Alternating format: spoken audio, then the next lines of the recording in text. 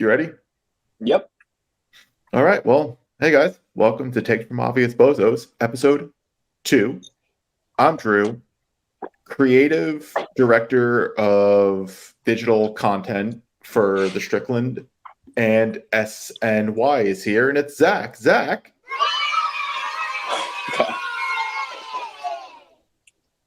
what's up, man? How's it going? I'm feeling much better now than I did before I heard that sound.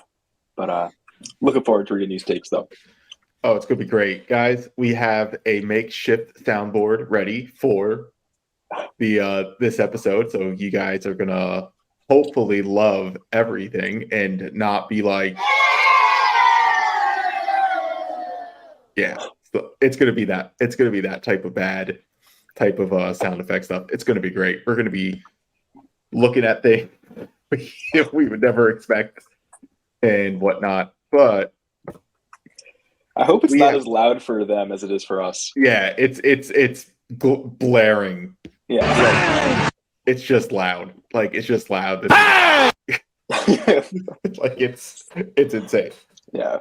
So I'm hoping that when I get to it, you guys are like, oh no, what are you talking about? It's mind numbing how it is. But let's get into some stuff. We gotta obviously do some ad copy stuff in order for to keep the lights on. So it's a Texas showdown in the postseason, and BetOnline is your number one source for all your baseball wagering info. With up to the minute stats, news, scores, and matchup breakdowns. Get the latest game odds, spreads, and totals for NFL and college football at your fingertip with BetOnline's real-time updates on statistics, news, and odds. We have everything you need to stay up to speed on each LCS all the way through to the World Series. Yeah, guys, there's just so much baseball happening with the Rangers and the Damn, look at you. The Astros. It's only because I was at a bar yesterday and I saw that they were playing. That's the only reason. Only reason why I know that two of the teams were playing. So if you want to know more about who's playing in the NL, yes, head to the website today or use your mobile device to get in on the action. Don't forget to use the promo code BLEAV to receive 50% off welcome bonus on your first deposit. Bet online where the game starts, and that's BLEAV. Don't forget that. Get your coupons going, right, guys? Right, Mike? So, and then also, guys, we got to talk about ourselves and the Strickland. Like, we have to talk about the great Strickland. I'm telling you, it's going to be bad. It's going to be bad. It's going to be really bad. It's going to be really bad, and it's going to be great, and I'm going to love every moment of it. If you haven't realized, we're on Instagram already, so go into Instagram and just search thestrict.land. You will find us. Give us a follow. You can see all of Zach's work on there and so others, much more. Other people's work. Yeah, it's just tons of great stuff. So you got to check that out. We also have a YouTube channel, The Strickland does, where you could be watching this very pod right now. Well, only the free preview of it, unfortunately, which is just going to be mainly ad reads and me just delaying as I try to find things going on with sound effects.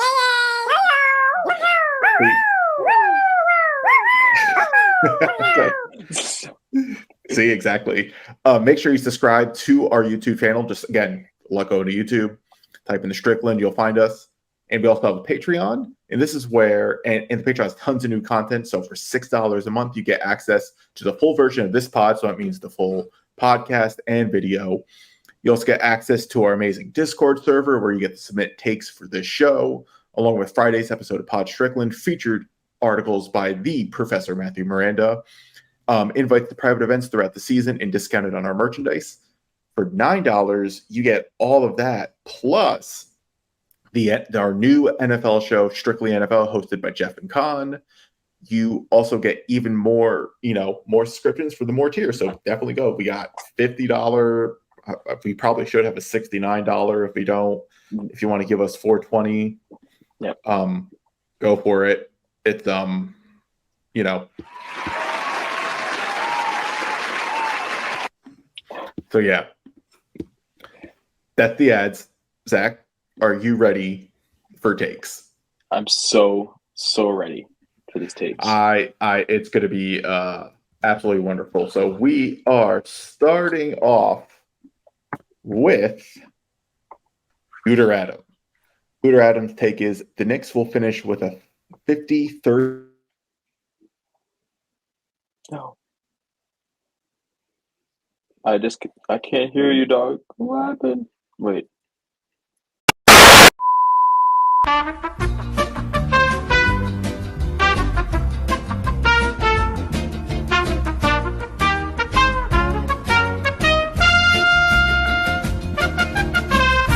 Our first take comes from Duder Adam. The Knicks will finish with a 50-33 record because they will have made it to the finals of the in-season tournament.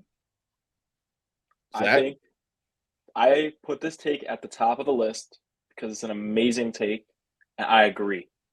Not you agree with it, but is it a hot? Okay, we'll get to that, but okay. I want to talk about how I placed a futures bet for them to win the in-season tournament. I won't talk about how much money it was, but the bet was placed a long time ago, and I placed it for one reason. I think the most underrated trait on NBA teams is roster consistency.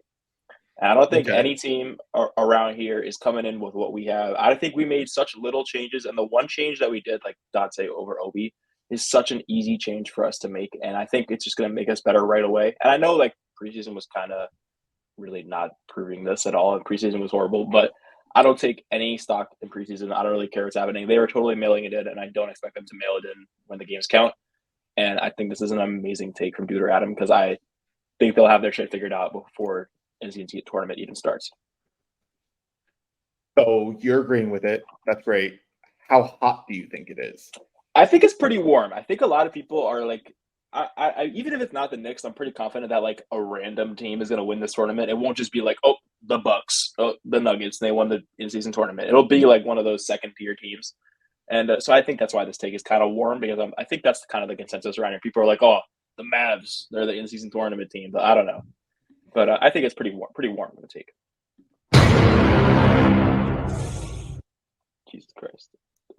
So that was just that. I just searched hot take. I wanted to see what the sound was for it. I'm kind of with you. It's pretty medium, in the sense of like the 50-33 record. Will they win the in-season tournament? I don't even think we can go hot take or not because like we have no idea. Yeah, we have no idea. I don't know. Everything I said is just like complete, just random. Yeah, like fiction. This is the first year. So like you could say anyone could win it, but no, I think it's pretty medium. They won what, like 46 games. Right? 47? Yeah. They're not that far.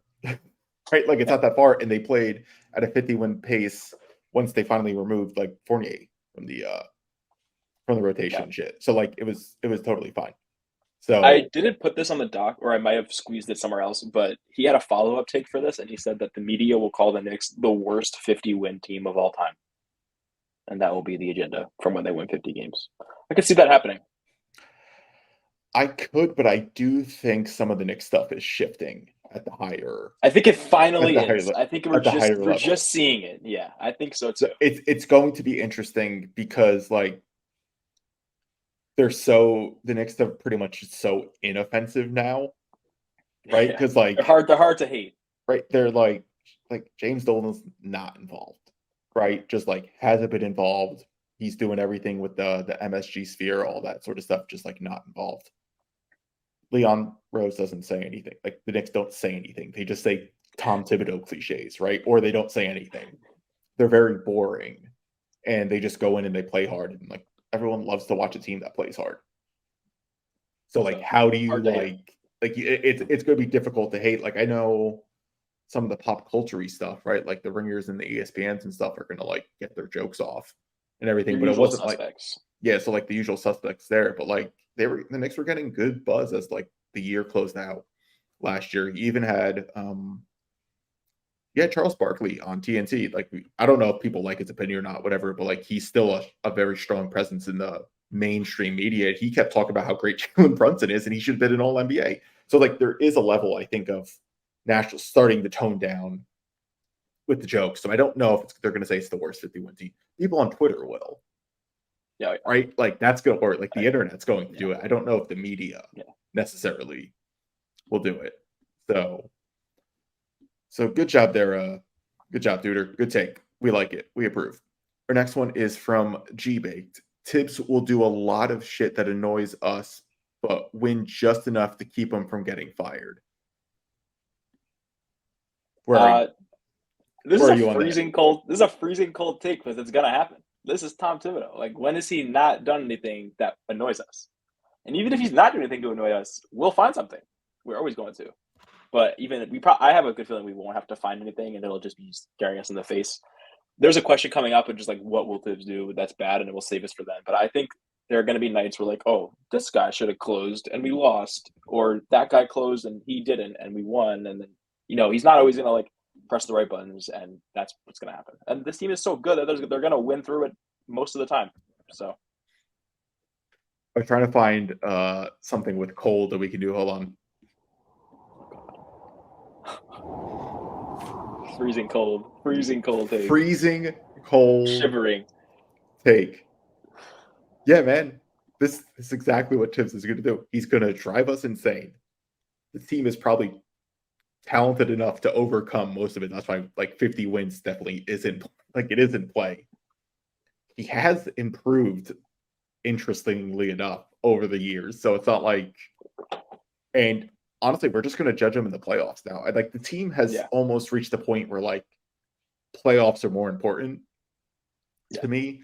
So like, this is probably the first season where it's like that. Like, now is exactly, because like I fully expect them to make the playoffs. I thought they did well in the playoffs. They had some technical excuses, right? We can at least be like, where we as fans can be like, Julius Randle was hurt, quickly was hurt, right? So like, we can kind of hold on to that, whether it's and Josh Hart started. Right, exactly. So like, whether it's true or not, but like, we can at least hold on to that. And we've seen playoff performances by Brunson and everything now for 2 years in a row. So like, that's where I'm at with the team for the most part. But Tibbs is 100% going to drive us nuts because he's going to play Josh Hart too long, or he's going to play Dante DiVincenzo too long. Yeah. He's going to do stuff like that all the time. Quickly, he's going to like throw a crazy pass, and he's just going to be like, "Sorry, quick, you can't do it." He's going to do this, and we're going to lose our minds. But at the end, we'll probably be 50 and 32. Like, that's probably what we're going to get. So, yeah, sorry, G-Baked. It's correct in the sense of like, it is going to annoy us, but it's a cold take. It is shivering. Stacey Patton has regulation would make American sports teams relegation. What did I say? You said regulation. A regulation. See, I can't read. So yeah, whatever that is. Relegation would make American sports better. Stacey? I actually don't agree with this. Oh, you think it's hot? Yeah, I think it's pretty warm. I mean, I don't know. It's so hard to. I've like heard this take thrown around, like on Friday nights, where guys like, "Oh, we need this in America," but I just don't know how you implement this because we don't. Like, people, I know the talent pool is really, really deep, but like, are you going to relegate the Hornets if they stink this year? Like, is that what's going to happen? Bro, that was supposed to be for hot. Oh, well, we can save it for later then, because this is like a right in the middle take. But as I was saying, though, I just don't think that we have like the talent pool. Sure, maybe it exists, but it would take years to like get it balanced out between like all these clubs, because you don't have enough teams. Like, you don't have the franchises that will be sitting, and also like the G League. I'm talking about this in an NBA sense, at least. I haven't even thought about like American football and baseball and all the other shit. Baseball might be the only one we can kind of do it in, because those franchises are independent. But in basketball, like, these G League teams are all affiliated with NBA teams. That they're designed to complement the NBA team that they're affiliated with, and the talent is so different in each league that you can't just be like, "Oh yeah, we're going to start relegating to the G League next year," and expect that to be like an overnight success. I just don't think it makes any sense. Practically, I would say, like, if you actually sit down, plan it out, go through the logistics, does it actually work? Go find like 20 owners to make 20 new teams, right. And like maybe like probably not. However, I do think the sentiment, though, that's why I'm calling it a cold take. I do think the sentiment of it is, of course, it would make it better, right? Because like you won't have teams just sucking for whatever. So what if we came to an agreement where it was like, what if we found a better way to punish the teams that stink, right, but not relegate them? Because so it's like it's truly like taking away tanking, promoting competitiveness and all that sort of stuff. Yeah, like I do think that aspect of it. There's other ways to do that though. Like I would just like I don't think the worst team should get the top picks. They should get like the middle picks. And the middle team should get the top picks. So they can actually compete with the good teams. Like I would just inverse the draft that way or something like that. But that could be a hot take too. That's a pretty hot take. I haven't heard the inverse lottery take. I've heard like the inverse the entire draft and give like the best teams the best picks, but I haven't heard the give the mid teams the good just picks. Do the mid teams, right? You break the teams basically into there's 30 teams, right? Third basically. Top 10 they get the back end of the draft. You do it in order of record. Middle 10, they get the top picks. You can lottery that. And then you record the middle 10 for the worst teams. Like, I don't think you should reward a that team would be that's interesting. I haven't heard that thrown around, but now that you like put that all down and wrote it out, that's worth exploring. I think that's something. I don't know. I'd have to think harder on it, but that's an interesting concept. Because like you want the middle teams to get better, and the best way for them to do that is give them an actual like star talent. Like that's how you improve the depth of the league. So that it forces the crappy teams to try to be good, and then they get rewarded by like, hey, you just missed it. Here's a star young player.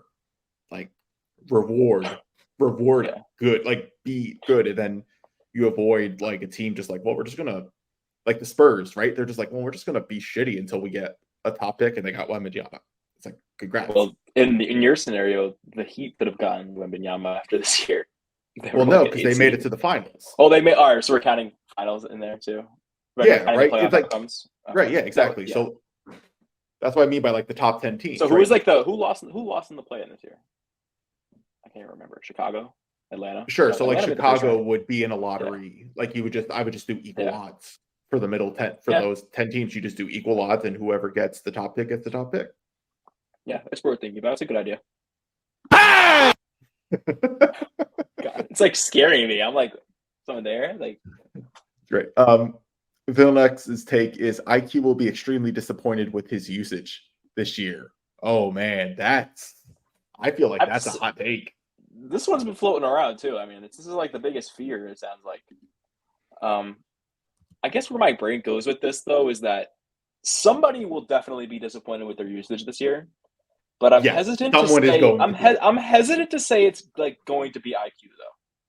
And if I were like going to bet on who gets their feelings hurt, like which one, like who's going to be disappointed, I think it'll be Grimes over Quickly. And I think like Tibbs, if you had like the ranking of like Tibbs's favorites, Quickly's a few spots higher than Grimes on the Tibbs's favorites list. Yeah, Tibbs like odd, like we don't think we see it, but Tibbs, I do think oddly like loves him because he's just like I think he's came around a long distance for him because at the beginning of last season it wasn't like that. Even like at the end of the season before it wasn't like that. It took a while to get here, but I do think that he's up there. Like he's in the tier 1 of Tibbs guys on the team now, and I can't see him being like the odd man out here. But Grimes, I can. Yeah, so. I could see Grimes being that because we saw that in the last preseason game. Saw it in the playoffs. Right, we kind of saw it like you could see when he upped his usage, the efficiency stays the same, right? So like you kind of see like we could probably use more Grimes usage, but it's ultimately going to be is the rest of the team going to find him? Because there were a couple plays, especially Brunson, just like completely missing him. I've heard so much about this, about Brunson just needs to pass the Grimes, guys. I mean, I'm not trying to like overthink too hard on preseason, but I mean, on paper, it's something we need to do. Yeah, it's just something. Yeah, just something you need to. I know people are freaking out. I'm not saying freak out. I'm just saying like it's just something to like kind of keep an eye on. throughout the season, right? Because you have a lot of guys who are basically more score first, and like it's a change of mindset to make sure, like, oh yeah, Grimes is always going to be out there. Like we should just kick it to him every single time. Like the lane isn't like open. Like that's it. We'll see. It's just something to keep an eye on. But I do think of all the people, his is. So I think we're going to try another one for Mucho Caliente. That's pretty good. That's a good one. I like. That's the only like tolerable sound you've played this whole time. Mucho Caliente. Yeah, nice. So, all right. This is Dallas Amico, my former co-host of the Patreon mailbag, and I'm really upset I didn't have any like sounds to give him for it, so I could just go.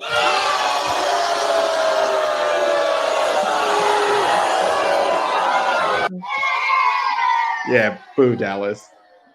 I'm on record as having said movies are mostly bad.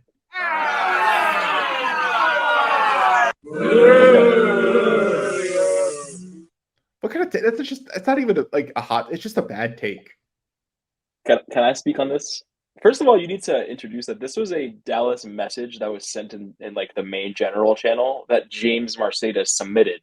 He copied the link to the message. Oh, that's what it was. Okay. In our channel. Okay. So this was James like singling out Dallas and saying, "Hey, look at this guy." You know, like that.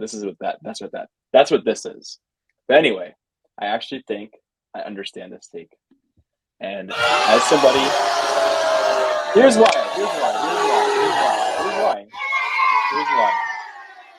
Okay, go ahead. I talked about this in our Discord, by the way, if you subscribe to our Patreon for $6 a month. But I and among my peers have suffered from short form content dopamine receptor cooked-ism. Yeah, I just made it up. But I think that like I just can't do movies anymore. Like I go to the theater and I'm just like on Twitter. They're too long. They're too fucking long. And I don't have my schedule is busy. I gotta wake up. I gotta go do things. I can't like I'm on my phone doing some other shit while I'm doing my main thing always. And I can't really do that while I'm in a movie. Unless then I'm disrespectful. And then at home, like I'm not gonna sit there for 3 hours when I could just like watch 20 YouTube videos or listen to 3 podcasts at once and just like switch through them when I get bored of each one. But yeah, I guess, but that's probably not what Dallas is saying. I think Dallas is trying to criticize the art here, which is shitty because the art is there. The art is always going to be good. The art, like movies are art, and I'm always like respectable for appreciating them, and I will appreciate them.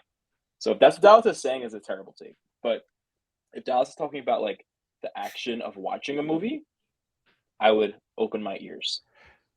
Do you think that because this combination of the shorter clips, what you're basically talking about, like TikToks, YouTube shorts, YouTube videos in general, television episodes without ads on Hulu, we're talking 20-minute things like that, in contrast to what we're seeing a lot of movies, especially with like the Marvel movies now, are always 2+ hours. There was a time where movies weren't 2+ hours, right? They were 90 minutes, and it's great to watch a movie that bang, bang, bang, bang. Where like it really is. I do think there's this weird shift where there is no middle ground with movies. There's no like a movie I saw a little while ago. I had like a free screening to see Renfield, which was it was just like a action horror comedy thing where Nick Cage is Dracula and Nicholas Hoult is his familiar. And it was just a fun, silly movie, 90 minutes in and out. And I'm like, that was wonderful. They don't make movies like that anymore. So I think, like, I get that, where you're just like, just give me something short. Because what you're basically talking about is just like, well, I can watch like 5 One Piece episodes. I thought that's amazing. That's the length of one movie. Why would I go to the movie? Because the latest Scorsese movie is going to be 3.5 hours. You really want to sit in the movie theater for 3.5 hours? I'm not seeing that, bro. I'm not seeing that shit. Like I can't do it. I can't do it. I'll be on my phone too much. I'll be disrespectful. I wish I could. I wish I could fully appreciate it for what it is, but I can't. And same thing with Oppenheimer. I went and saw it, and I was like waiting for it to end. I did not I did not go Dude. to see Oppenheimer. I went to see Barbie instead because Barbie was shorter. I haven't seen Barbie. Barbie shorter. I'll get to it one day. But I was looking at Oppenheimer, and we're like, I think it's a 3-hour movie. We're like 2 hours through. I'm like, oh, almost over, right? Not almost over. It's another hour. I'm like, oh shit, this is horrible. And I'm just sitting there waiting. I hated it. I mean, I'm sure it was like a great movie. I'm sure it just felt too long. I was so tired of it when I got through. That's enough movie talk for today. I'm not a movie person. Enough movie talk, and we're gonna get to one more take before we do the hard cutout for you free moochers who do not subscribe to the Patreon. So this is from Jax365. Giannis is my GOAT. If we are honest, Brunson is the only hard no to move in a star trade. IQ and Grimes are soft no's. So the first part is not a hot take. I agree with it. Not a hot take. I think most people would agree that Brunson is a hard no type of trade, because the idea would be you're pairing Brunson with either a better player or an equal talented type player, or even someone lesser below. Like everyone knows Brunson is one of the guys. The IQ and Grimes stuff is definitely closer to like the hotter side of things. Because I mean, I wouldn't trade IQ. I just think he is one of those guys where like the advanced on-off numbers are so amazing that like they should be explored more. And it's funny you say that, because everybody in like this was the main take in the Discord, but people replied to it and were like, actually, IQ is the hard no. IQ is the only hard no. It's IQ and Brunson are the only two hard no's. Nobody was in there saying Grimes is the hard. Right, exactly. So Grimes would be. I don't even think Grimes is like soft no. In that, Grimes, I'd move him. It's like a yes. The only I think people are going to go with a soft no because they're going with Grimes' upside. So you would ultimately have to believe in the upside that Grimes has. Like I personally do, but I also understand if the team is like, it's okay. We can upgrade. I get it. Yeah. Like I would hold it. Like don't trade Grimes for any bum. So I guess there's that tech in some cases a soft no, but it's hard to like determine what you define as a soft no. But if that's the scenario you're talking about, then I'm with you. Yeah, like I'm not gonna trade Grimes for like Zach LaVine. Yeah, not gonna do that. Well, would you do it with like Fournier and a couple picks? I mean, sure, but like I'm trying to think of like if Grimes would be part of like the Devin Booker type trade, right? I'd be like, okay, Grimes can go. Like it kind of depends. So like, I guess that's the soft no, but I think that's on the hotter side. Quickly, I mean, like I said, I don't want to trade quickly. I'm fine if you want to consider him a hard no. I guess if it's like, well, Giannis is coming back, then I'll trade quickly. But I guess that still makes him a hard no. I don't know. But the Brunson one that's not a hot take. That's freezing cold. freezing cold. And that, my friends, is going to be the end of the free version.